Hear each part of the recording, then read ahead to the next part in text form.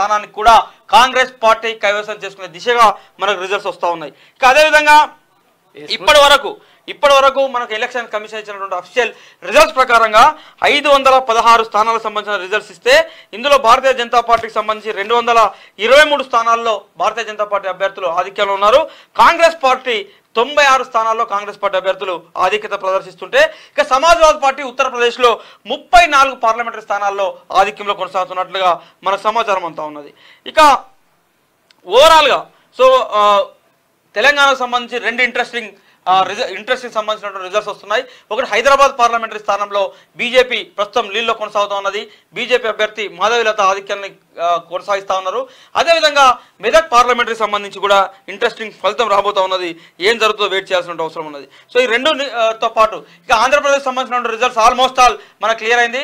ఆంధ్రప్రదేశ్లో వైఎస్ఆర్ కాంగ్రెస్ పార్టీ తరఫున పోటీ చేసిన ముఖ్యమైన నాయకులు కొడాలి నాని కావచ్చు, వంశీ కావచ్చు, ఏది గన్నవరం సంబంధించిన వంశీ, బొత్స సత్యనారాయణ, ఇలా కీలక నేతలంతా కూడా ఆల్మోస్ట్ ఆల్ కౌంటింగ్ కేంద్రాల నుంచి వెళ్ళిపోతున్నట్లుగా సమాచారం ఉంది. సో కౌంటింగ్ కేంద్రాల నుంచి వైఎస్ఆర్ కాంగ్రెస్ పార్టీ అభ్యర్థులు వెనక్కి వెళ్తున్నారంటేనే అక్కడ వైఎస్ఆర్ కాంగ్రెస్ పార్టీ యొక్క ఓటమి ఖరారైనట్టుగా మనకు చాలా స్పష్టంగా అర్థమవుతా ఉన్నది. ఇక తెలుగుదేశం పార్టీకి సంబంధించిన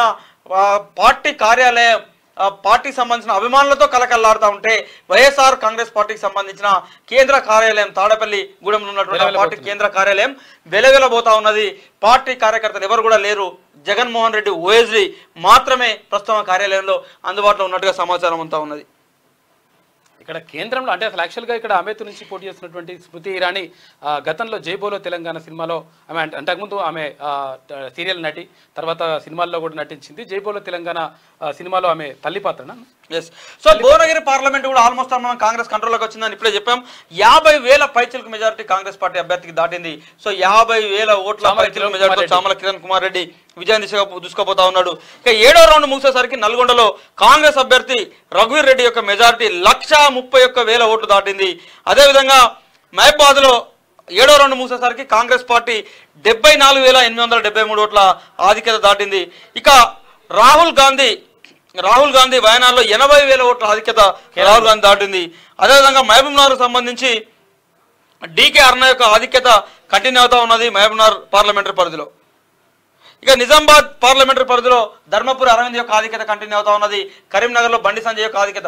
సో కరీంనగర్, ఆదిలాబాద్, నిజామాబాద్, అదేవిధంగా చేవెళ్ళ, మల్కాజ్గిరి, మహబూబ్ నగర్, సికింద్రాబాద్ ఈ 7 పార్లమెంటు స్థానాలు బీజేపీ కంఫర్ట్ జోన్లోకి వెళ్తా ఉన్నాయి. మిగిలినటువంటి 8 స్థానాలు క్రమేణా కాంగ్రెస్ కంట్రోల్లోకి వస్తూ ఉన్నాయి. ఒక్క మెదక్ పార్లమెంటరీ స్థానం, హైదరాబాద్ పార్లమెంటరీ స్థానం మినహా మిగిలినటువంటి 15 స్థానాలకు సంబంధించిన results almost all Telangana public ముందు, ప్రజల ముందు ఉన్నట్టుగానే మనం భావించాల్సి ఉంటుంది. మెజారిటీని మాత్రమే కౌంట్ చేయాలి. సో జైరాబాద్లో కూడా 11,170 ఓట్ల ఆధిక్యత వచ్చేసింది. ఓవరాల్గా మనకు 4 రౌండ్లు ముగిసిన తర్వాత కాంగ్రెస్ యొక్క లీడ్